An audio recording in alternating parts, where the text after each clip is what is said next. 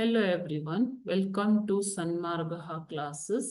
ಭಾರತದಲ್ಲಿ ಬೀಸುವ ಮಾರುತಗಳು ಯಾವ ಮಾರುತಗಳಿಗೆ ಉದಾಹರಣೆಗಳಾಗಿವೆ?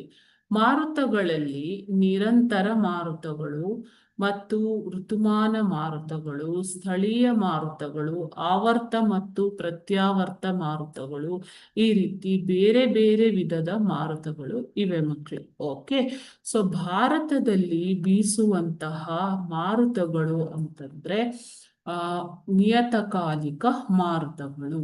ಓಕೆ, ಸೊ ಇದರಲ್ಲಿ ನಿರಂತರ ಮಾರುತ,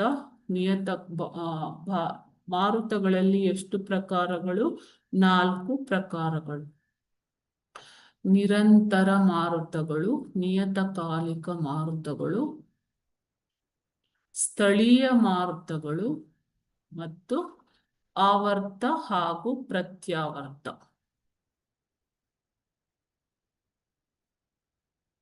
ಮಾರುತಗಳು. ಸೊ ಭಾರತದಲ್ಲಿ ಬೀಸುವ ಮಾರುತಗಳಿಗೆ ಉದಾಹರಣೆ ನಿಯತಕಾಲಿಕ ಮಾರುತಗಳು.